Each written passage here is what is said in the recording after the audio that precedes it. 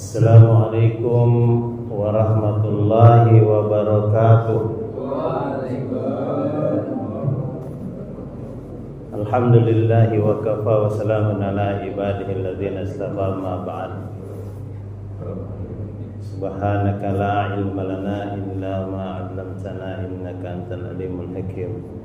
Rabbi shrah li sadri wa yassir li amri wa hlul 'uqdatam min lisani yafqahu qawli. Qala ta'ala innamal mu'minuna ikhwah fa aslihu baina akhawaykum. Maqala Nabi sallallahu alaihi wasallam al-muslim akhul muslim.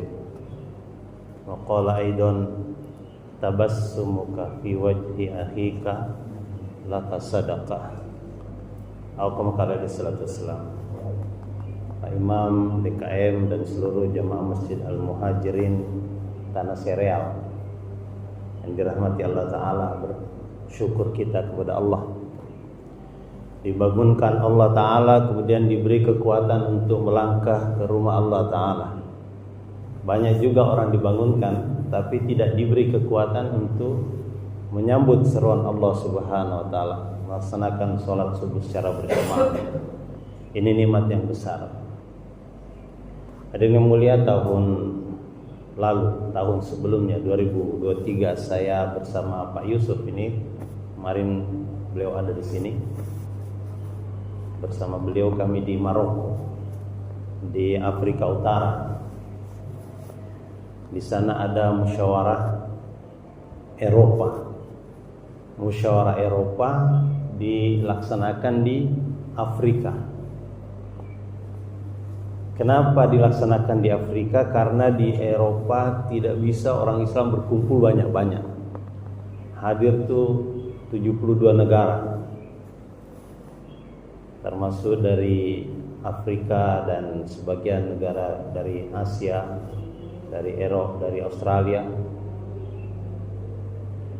Dan dihadiri lebih kurang 12.000 orang. Tempatnya tuh di El Jadida namanya, kira-kira 1,5 jam dari kota Casablanca. Apa yang disampaikan oleh masyayikh di sana? Bagaimana agar masjid kita ini betul-betul dijadikan seperti magnet. Magnet ini menarik orang-orang yang di sekitarnya itu tertarik untuk masuk masjid. Bagaimana 100% lelaki balik sholat berjamaah di masjid.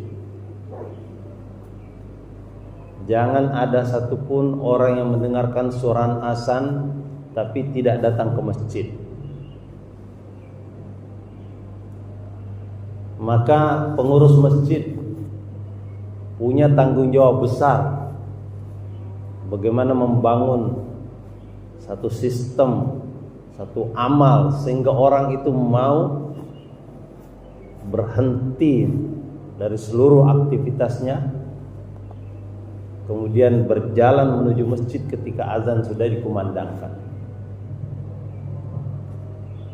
Bagaimana magnet masjid dibuat sedemikian rupa sehingga tidak ada satupun lelaki balik yang tidak tersedot ke masjid. Ini pesan daripada masyayikh.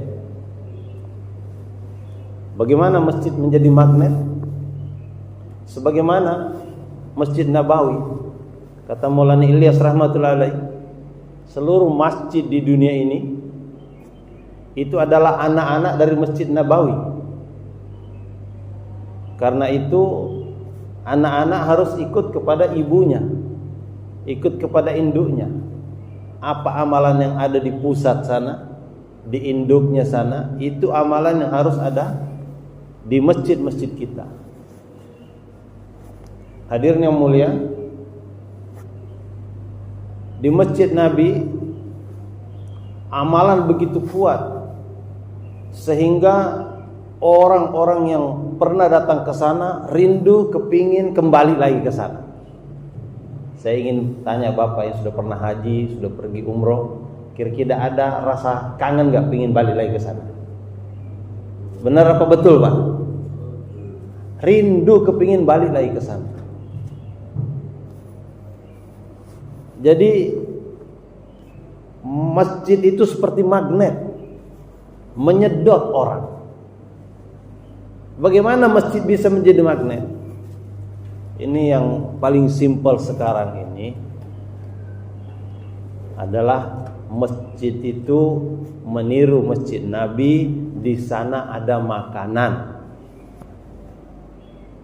Itulah magnet yang terbesar hari ini. Kenapa? Karena lebih mudah mengajak orang makan daripada mengajak orang sholat. Mungkin bapak-bapak kalau tidak pernah jaulah tidak tahu keadaan ini. Tapi kawan-kawan kita ini Pak Jenggot ini dapat merasakan betapa susahnya ngajak orang sholat. Kalau kita ngajak sholat itu banyak sekali alasan. Ayamnya baru bertelur, kambingnya baru beranak, bebeknya lagi mencret. Sehingga ketika diajak sholat gak bergeming. Tapi kalau diajak makan, walaupun dia lagi motong kayu, lagi gergaji, ditinggalkan tuh gergajinya, langsung ikut kepada orang yang ngajak makan. Jadi makanan ini magnet yang luar biasa. Dan ini bukan perkara baru, di zaman sahabat juga terjadi, Pak. Satu kali Abu Hurairah radhiyallahu anhu jalan bersama Rasulullah, karena ada yang undang untuk makan siang. Di tengah jalan itu Rasulullah mendengar satu orang membaca Qul a'udzu birabbil falaq sama An-Nas. Maka Nabi mengatakan orang itu ahli surga, huwa min ahlil jannah. Dalam hati Abu Hurairah itu kepingin memberitahu orang itu bahwa ini ahli surga, kamu tuh ahli surga. Tapi dia berpikir, ini sekarang lagi diajak makan siang. Kalau saya beritahu dia, kemudian saya terlambat untuk makan siang, maka nanti saya akan kehabisan, atau saya mungkin kebagian sedikit. Dulu perkara makan tuh perkara yang mahal, karena tidak seperti kita sekarang ini melimpah-limpah hasil panen di sawah, di kebun. Di negeri Arab itu tandus, Pak. Abu Hurairah mau memberitahu orang itu bahwa kamu ahli surga, tapi dia urungkan, lebih baik saya makan dulu supaya jangan tidak kebagian. Udah selesai makan, kemudian pulang, dia mencari orang itu sudah tidak ada. Menyesal Abu Hurairah, ini gara-gara makanan, maka saya tidak sempat memberitahu orang itu bahwa kata Nabi kamu ahli surga. Jadi makanan ini daya tarik yang luar biasa, Pak. Bahkan satu hari Nabi SAW pernah khutbah Jumat, lagi di atas mimbar Nabi ini, Pak, lagi bicara tentang kebesaran Allah, tentang kubur, mahsyar, sirat. Tiba-tiba terdengar suara deruman unta yang dipimpin kabilahnya oleh Dihya al-Khilafah sebelum dia masuk Islam. Itu satu masjid di Madinah itu bubar, Pak. Tinggal 12 orang, tinggal macam Sayyidina Abu Bakar, Utsman, Ali. Tinggal itu yang ada di masjid. Yang sisanya semuanya setelah berhamburan keluar mengejar kafilah unta yang dipimpin oleh Dihya al-Khilafah. Gara-gara makanan Nabi pun ditinggalkan. Jadi jangan heran kalau Pak Kiai ini ngajar kemudian makanan diedarkan, langsung perhatian tuh meleng, langsung perhatian pindah dari majelis ke makanan, karena makanan daya tarik. Itu sebabnya Nabi memerintahkan untuk senantiasa menyediakan makanan di masjid, sehingga setiap saat sahabat itu kalau lapar mereka cari makanan ke masjid. Alhamdulillah kita di Indonesia juga belajar perkara itu. Tapi pada bulan Ramadan. Di sini kalau Ramadan Pak Imam biasanya ada nggak ganti-gantian blok A, blok B untuk bawa makanan ke masjid? Ganti-gantian ya. Tanggal 1 RT 1, tanggal 2 RT 2 dan seterusnya. Ganti-gantian. Dan Ramadan tuh rame orang. Ramenya bukan waktu zuhur, bukan waktu asar. Ramenya kapan? Waktu ada makanan, waktu maghrib. Tapi anehnya setelah selesai Ramadan kita berhenti kirim makanan ke masjid. Padahal justru orang tuh banyak makan di luar Ramadan. Jadi saya kira kita bisa mulai di masjid kita ini, mumpung masih awal tahun baru, mulai besok kita gilir kembali rumah-rumah untuk bawa makanan ke masjid. Sederhana, di Bengkulu saya buat namanya gerakan lebihkan sepiring, GLS. Gerakan lebihkan sepiring. Setiap rumah diperintahkan, kalau masak lebihkan sepiring, kalau bikin cendol lebihkan 1 gelas. Kemudian bawa ke masjid. Kalau ada 100 rumah, kira-kira berapa piring makanan di masjid? 100 piring.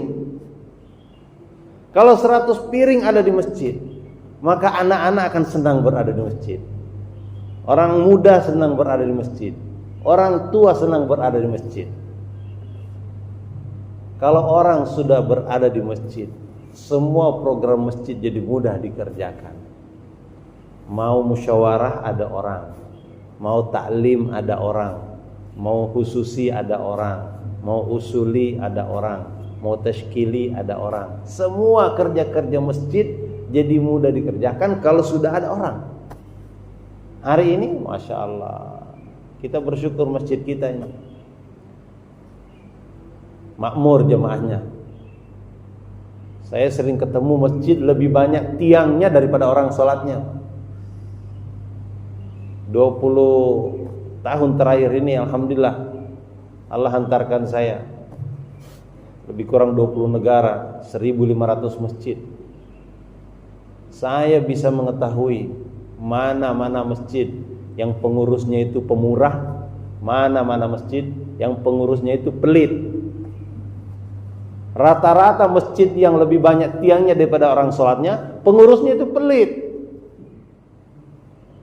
Padahal dia selalu mengumumkan saldo kas sekian, Masya Allah. Tapi air minum pun tidak ada di masjid. Kadang-kadang air keran wudu dimatikan. Tapi kalau masjidnya itu pengurusnya pemurah, insya Allah jamaahnya juga pemurah. Apa yang diinginkan jamaah itu datang ke masjid? Pingin kenyamanan. Di rumah mungkin dipres sama istri, diomelin sama istri, mungkin dimarahin sama istri. Ketika dia ke masjid itu pingin dia lega perasaannya. Datang ke masjid, pingin tuh dapat suasana yang nyaman, hawa yang sejuk. Alhamdulillah masjid kita ini ada kipasnya, ada AC-nya. Alhamdulillah kamar mandinya bagus, karpetnya empuk. Yang dikehendaki orang itu ke masjid pingin menumpahkan unek-uneknya kepada Sang Pencipta, kepada Allah.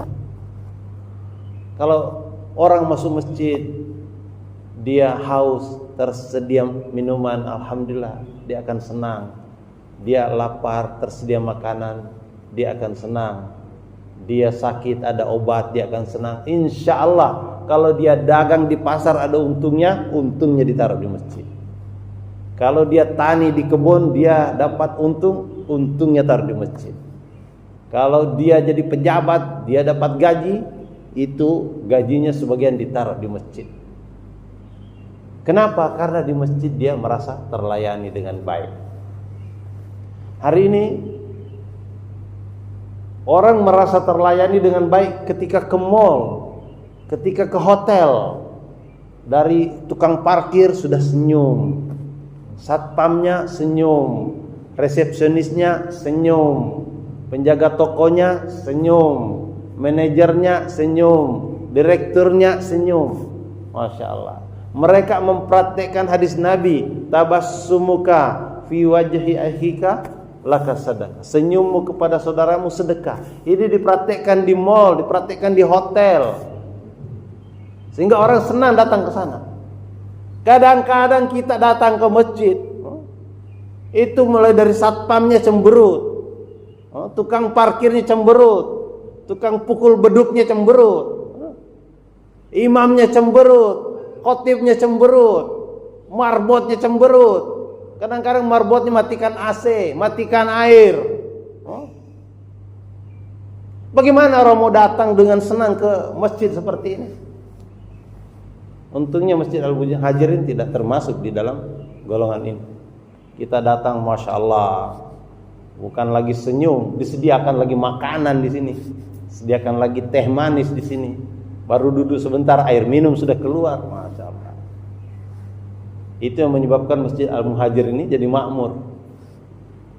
Tapi kalau ada orang-orang di masjid itu memiliki sifat protektif, sifat security, sifat merasa tidak aman dengan datangnya orang-orang baru, bahaya. Penjahat itu tidak akan datang ke masjid. Penjahat itu akan datangnya ke tempat-tempat yang memang dia rencanakan. Orang-orang yang datang ke masjid insyaallah niatnya baik-baik. Kadang-kadang kejahatan datang karena ada peluang. Tapi orang datang ke masjid ini adalah hamba-hamba Allah yang terpanggil. Dan mereka tersedot karena adanya magnet di masjid. Nah, kita bersyukur masjid kita alhamdulillah termasuk makmur. Tapi target kita itu 100% lelaki balik sholat berjamaah di masjid. Ini juga disampaikan oleh para masyayikh di South Africa bulan Oktober tahun 2024. Diulang lagi ketika di Habasyah, ketika di Ethiopia pada minggu berikutnya. 5 yang disampaikan beliau. Pertama, bagaimana 100% orang Islam ini sholat. Jangan ada orang Islam ini meninggalkan sholat. Terbukti ada orang Islam meninggalkan sholat. Itu di Serpong sana. Saya tidak tahu di Tanah Serial mungkin tidak ada ya. Tidak ada bedanya. Islam meninggalkan salat. Aneh sebenarnya. Tapi itu yang menjadi kenyataan. Sebuah survei dilakukan di Indonesia. Orang Islam yang salat ini hanya sekitar 40%. 60% ini tidak salat. Di antara yang 40% itu berapa persen yang salat berjamaah di masjid? Hanya 2%. 2%. Masya Allah. Ini sangat menyedihkan. Di zaman Rasulullah SAW tidak ada orang berani meninggalkan sholat berjamaah. Nabi ngancam betul kalau ada orang tinggalkan sholat berjamaah akan dibakar rumah-rumah mereka. Ya, ini ancaman Nabi. Tapi tidak dilakukan karena tidak ada orang meninggalkan sholat berjamaah. Zaman Sayyidina Abu Bakar, dia ngancam kalau zaman Rasulullah dia bayar zakat unta dengan talinya, sekarang zaman Abu Bakar dia bayar zakat unta tidak dengan talinya, aku akan perangi dia. Ayang kusuddin wa ana hayy. Apakah agama ini berkurang sedangkan aku Abu Bakar masih hidup? Ini harus dikatakan oleh Pak Imam. Ayang kusuddin wa imam hayy. Apakah agama di tanah Sereal ini akan berkurang sedangkan Pak Imam masih hidup? Itu Sayyidina Abu Bakar. Tiba zaman Sayyidina Umar bin Khattab radhiyallahu anhu. Sayyidina Umar selesai sholat, dia balik badan. Balik badan tuh maksudnya mengabsen siapa-siapa yang hadir, siapa-siapa yang tidak hadir. Mengabsen. Satu subuh dia melihat sepertinya ada yang berkurang. Maka dia tanya, siapa yang tidak hadir? Mereka saling melihat. Oh, ini enggak ada nih. Sulaiman bin Abi Hathma. Maka kata Sayyidina Umar, saya akan datangin Sulaiman bin Abi Hathma. Siapa Sayyidina Umar itu? Mau mendatangi satu orang yang tidak ke masjid. Sayyidina Umar bukan hanya imam masjid. Sayyidina Umar bahkan hanya ketua DKM. Sayyidina Umar itu Amirul Mukminin, presiden. Presiden bukan satu negara, presiden seluruh negara-negara taklukan Islam. Sayyidina Umar ini presidennya. Presiden mau mendatangi satu warga yang tidak ke masjid. Bagaimana? Kita doakan presiden kita mendatangi warga yang tidak ke masjid. Insyaallah ya. Kita doakan menteri mendatangi warga yang tidak ke masjid. Kita doakan gubernur, bupati, camat, lurah, RW, RT mau mendatangi warga yang tidak ke masjid. Kalau ini kita lakukan di Indonesia, Masya Allah, benar-benar negeri kita akan menjadi negeri paling makmur satu dunia. Negeri kita akan menjadi negeri yang paling kaya sedunia ini. Kenapa? Karena Allah berikan kita gunung yang besar. Dalam gunung itu ada minyak, dalam gunung itu ada emas, ada perak, ada batu bara, ada intan berlian. Lautan kita luas, di lautan itu ada ikan besar-besar, di dasar laut ada mutiara. Tapi kenapa kok ada yang mengeluh kekurangan ini, kekurangan itu, kekurangan makanan, kekurangan pakaian, kekurangan perumahan? Apa yang salah? Kata Gubernur Bengkulu Helmi Hasan, salah kita itu karena gunung didaki, lautan diseberangi, masjid dilewati. Kita cuek dengan panggilan Allah Subhanahu wa taala. Kita kalah sama pom bensin. Pom bensin di BSD itu buka 24 jam. Saya tidak tahu di tanah Sereal. Sama ya? Oh, jam 10 udah tutup di sini. Di BSD itu ada tukang tambal ban buka 24 jam. Klinik 24 jam. Saya bersama Gubernur Bengkulu Helmi Hasan di Garut. Di Garut itu ada tukang gorengan. Di kaca tukang gorengan tertulis gorengan buka 24 jam.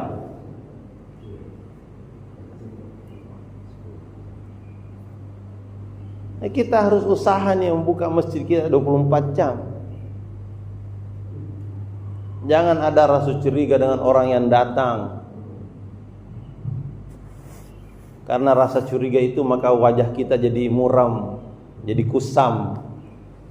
Padahal pom bensin di BSD itu ada tulisannya di sana. S3.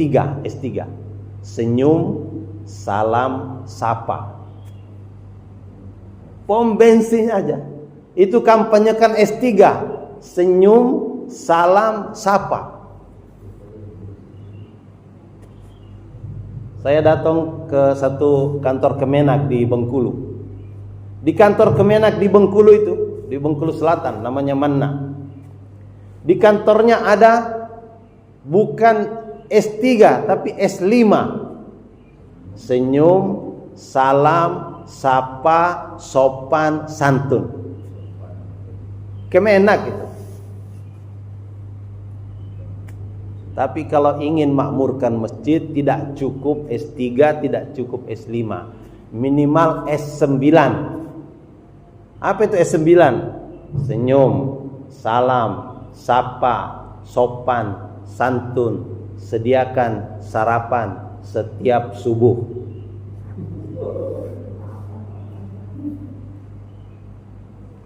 Bagaimana S9?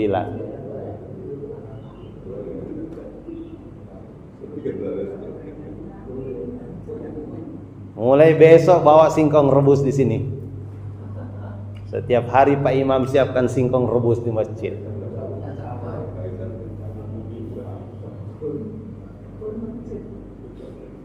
Ini kalau dibuat di masjid kita, insya Allah seminggu sekali. Setiap hari orang makan. Setiap hari sediakan makanan. Masya Allah. Di masjid-masjid Australia, Pak, itu termasuk masjid Al-Latif, masjid Agim di situ. Itu ada di luar, bukan di dalam diletakkan, tidak dikunci, di luar diletakkan. Di situ ada kopi, susu, ada madu, ada biskuit, ada ganti-gantian tiap hari. Hari Sabtu pagi ada yang bawa makanan besar. Tapi orang sekedar singgah minum, makan, tersedia di masjid. Tersedia air panas, tersedia air dingin. Bukan hanya untuk makan minum, bahkan di Australia itu masjid-masjid untuk berwudu ada air panasnya. Waktu tiba musim dingin orang nggak kuat berwudu tanpa pakai air panas. Di semua masjid itu harus ada air panas, air dingin. Jadi beginilah kita mengelola masjid, tidak mudah.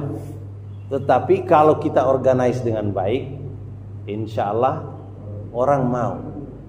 Kenapa? Hari ini para ustadz kita kurang membicarakan fadilah memberikan makan kepada tamu. Sebenarnya kami nggak enak ini karena kami tamu terus bicara tentang memberikan makan kepada tamu. Tapi karena sebagai ilmu harus saya sampaikan. Itu Nabi SAW bersabda, "Man kana yu'minu billahi wal yaumil akhir falyukrim dhaifah." Siapa yang beriman kepada Allah dan hari akhir, muliakan tamu. Memuliakan tamu saya lihat itu ketika G20 di Bali. Itu orang-orang dari berbagai negara, kepala negara turun dari pesawat disambut dengan tari-tarian. Disambut dengan nyanyi-nyanyian. Kemudian dinaikkan ke dalam mobil. Kemudian dibawa ke hotel. Disediakan makanan. Itu menyambut tamu. Mereka ini tamu urusan dunia. Coba. Dibentangkan karpet merah. Tamu kepala negara, tamu presiden datang berkunjung ke satu negara. Ini masjid adalah rumah Allah. Masjid adalah rumah Allah. Tamu-tamu yang datang ke rumah Allah, tamu siapa? Tamu Allah. Alhamdulillah di Al-Muhajirin sudah dibentangkan karpet merah. Alhamdulillah. Di sini sudah ada tersedia kamar mandi dan alhamdulillah sudah ada makanan. Tapi coba masjid-masjid lain, Pak, di sekitar kita ini, Masya Allah. Kita harus pikirkan. Orang yang datang ini juga karena dipanggil.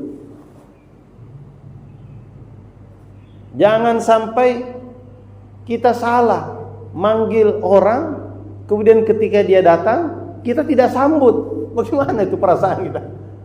Kita diundang, tapi ketika tidak datang dicuekin. Terus apalagi dicemberutin. Masya Allah. Terus dibilangin, kamu jangan lama-lama di sini ya. Masya Allah. Itu kalau pengurus istana negara. Presiden Prabowo undang tamu dari Sulawesi, dari Kalimantan, dari Sumatera. Datanglah tamu ke Istana Negara karena diundang oleh Presiden Prabowo. Sampai di Istana Negara, tamu berdiri depan pintu nggak dibukain. Akhirnya dia buka sendiri pintunya. Masuk ke dalam, dicuekin, nggak dikasih minum, nggak dipersilahkan duduk.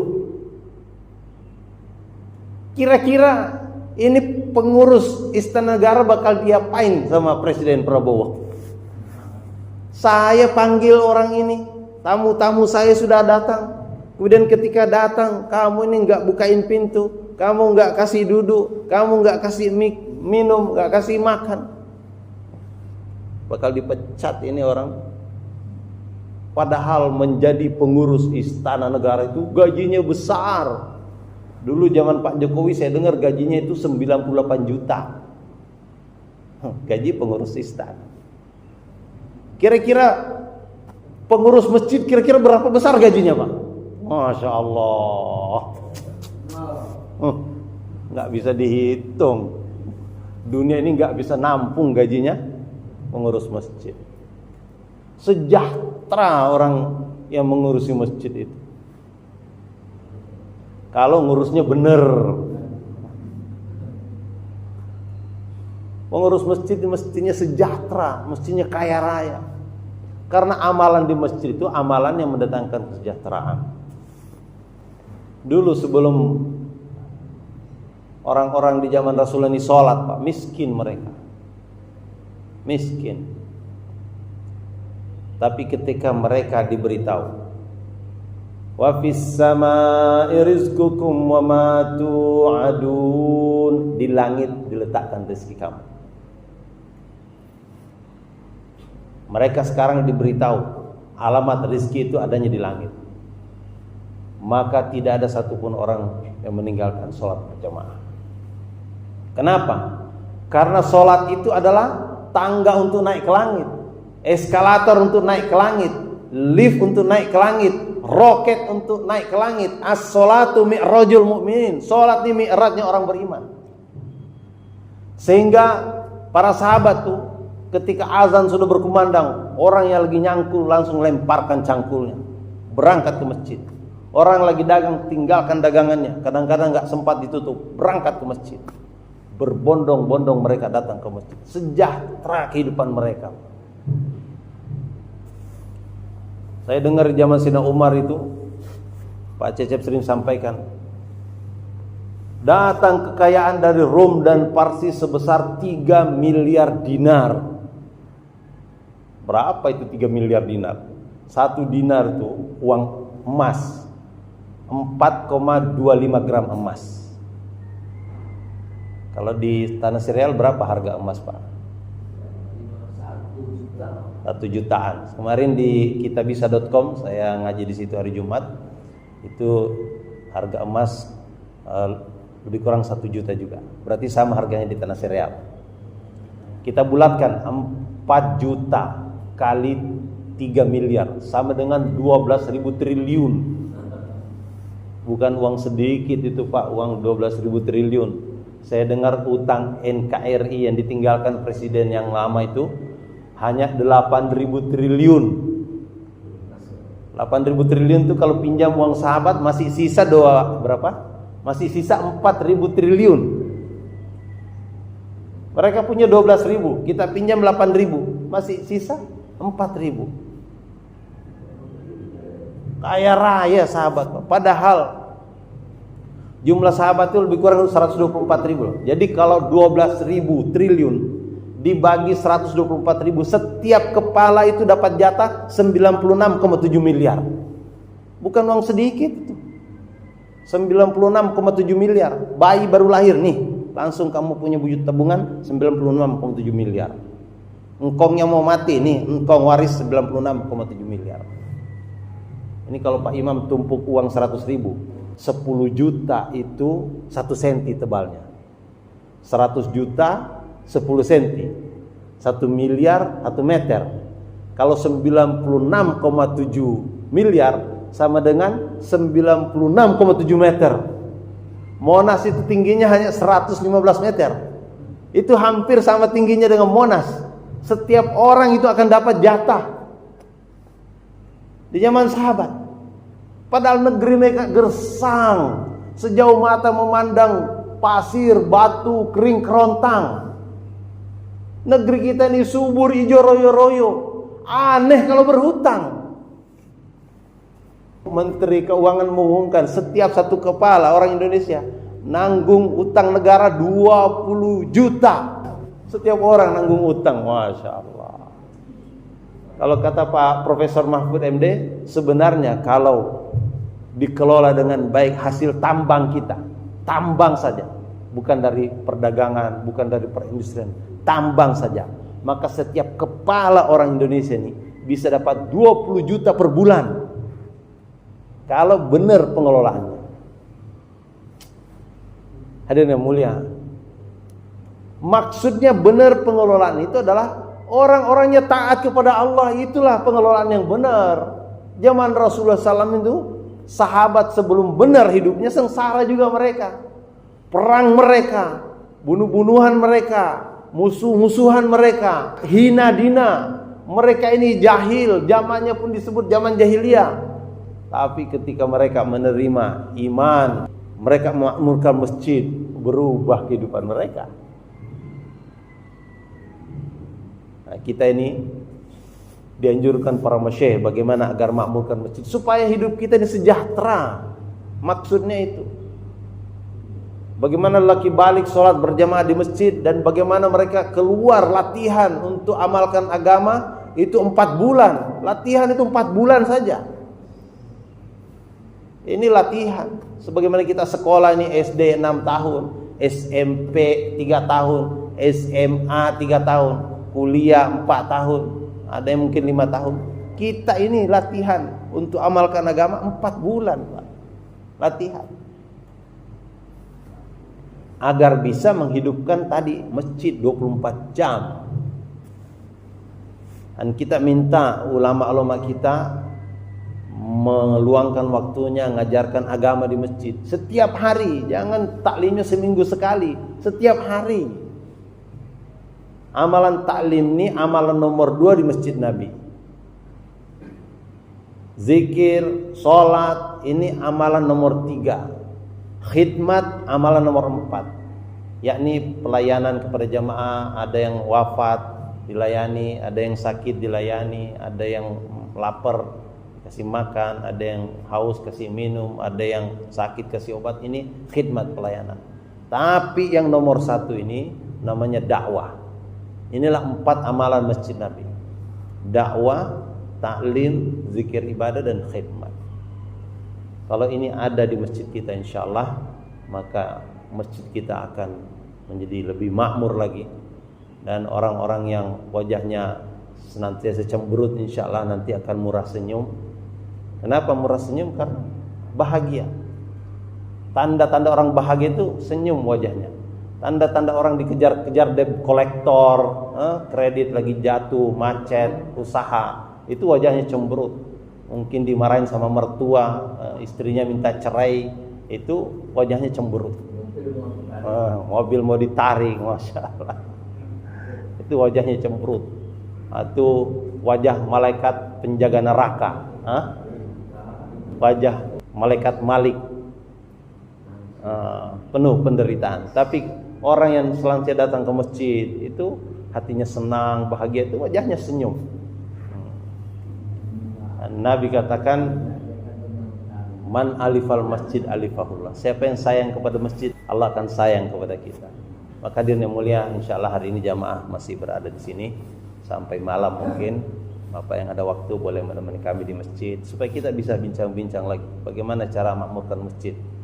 Alhamdulillah saya punya pengalaman, boleh berbagi dengan Bapak. Mungkin Bapak tidak punya waktu seperti saya bisa mengunjungi lebih kurang 1.500 masjid di berbagai negara, tapi alhamdulillah Allah berikan pengalaman itu kepada saya, dan saya ingin berbagi gratis. Kalau orang undang saya mahal, Pak, sudah harus siapkan tiket, harus siapkan lagi hotel, harus siapkan lagi makanan, Masya Allah. Tapi Bapak di sini alhamdulillah gratis ilmunya. Kita bisa muzakarah bagaimana agar 100% lelaki balik nih bisa sholat berjamaah di masjid kita. Boleh Bapak yang ada waktunya nanti sekitar jam 10 kita akan mulai taklim, dan begitu juga ibu-ibu di sana di rumahnya Pak Zuhair itu juga jam 10 mulai taklim. Setelah asar nanti juga ada ceramah oleh istri Bapak